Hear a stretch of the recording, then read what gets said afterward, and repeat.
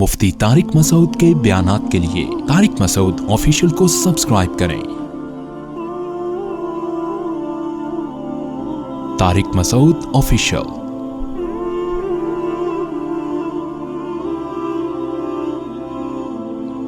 اذان کہتے ہوئے شرم نہیں آنی چاہیے۔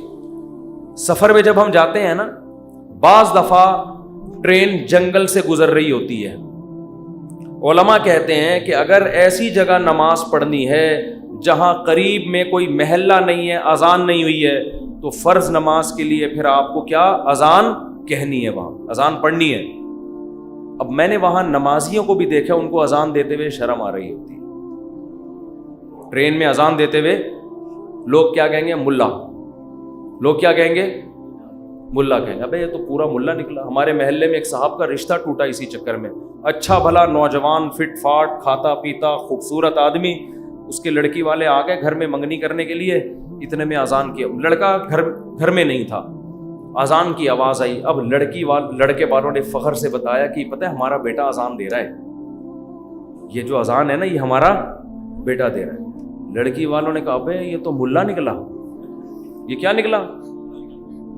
یہ سچا واقعہ بتا رہا ہوں۔ اس بیس پہ انہوں نے رشتہ توڑ دیا۔ تو کل قیامت میں پتہ چلے گا بھائی، اللہ کہے گا جاؤ ان لبرل لوگوں کے ساتھ اسی جہنم کی آگ میں جاؤ۔ وَإِذَا نَادَيْتُمْ إِلَى الصَّلَاةِ اتَّخَذُوهَا هُزُوًا وَلَعِبًا۔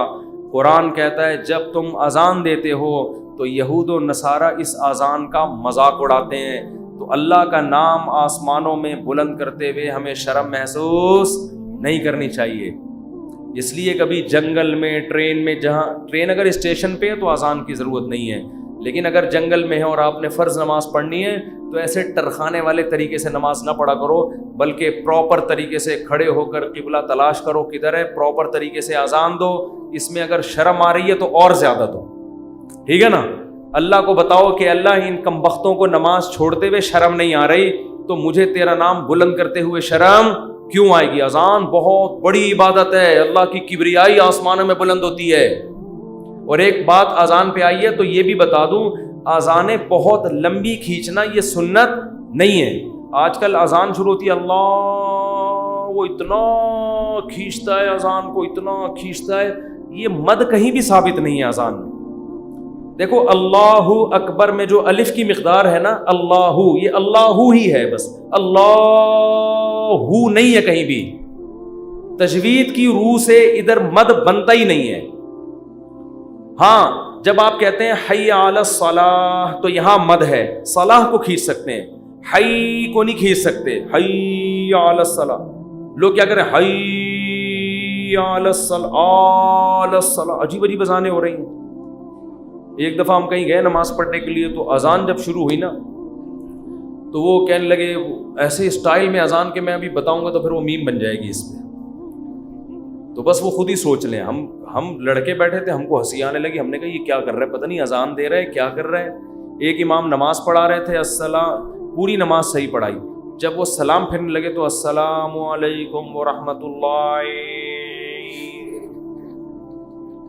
ہم نے کہا یار اچھا بھلا السلام علیکم ورحمۃ اللہ پڑھ رہے تھے، السلام علیکم ورحمۃ اللہ کر کے ادھر گھما دیں۔ عجیب، نہ قرآن سیکھتے ہیں نہ اذان سیکھتے ہیں، جس کو کھڑا کر دو لے جا کے بس وہ شروع کر دیتا ہے۔